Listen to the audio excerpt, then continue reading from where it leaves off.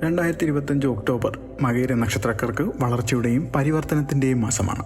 അവരുടെ സ്വതസിദ്ധമായ ഗവേഷക സ്വഭാവത്തെ പ്രായോഗികമായ നേട്ടങ്ങളാക്കി മാറ്റാൻ ഈ മാസം അവസരം നൽകുന്നു. ഇത് തൊഴിൽപരമായ വിജയങ്ങൾക്കും സാമ്പത്തികപരമായ വളർച്ചയ്ക്കും കാരണമാകും. ഈ നേട്ടങ്ങളെ ശരിയായ രീതിയിൽ ഉപയോഗിക്കാനും അമിത വ്യയം ഒഴിവാക്കാനും ശ്രദ്ധിക്കേണ്ടതുണ്ട്.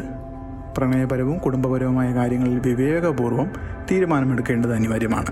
പഴയ ബന്ധങ്ങൾ വീണ്ടും കടന്നു വരാൻ സാധ്യതയുള്ളതിനാൽ വൈകാരികമായി മാത്രം തീരുമാനമെടുക്കാതെ ഈ നക്ഷത്രക്കാരുടെ സ്വതസിദ്ധമായ വിശകലന കഴിവ് ഉപയോഗിച്ച് സാഹചര്യങ്ങളെ വിലയിരുത്തുന്നത് ഉചിതമായിരിക്കും. മൊത്തത്തിൽ ഈ മാസം അനുകൂലമായൊരു സമയമാണ്.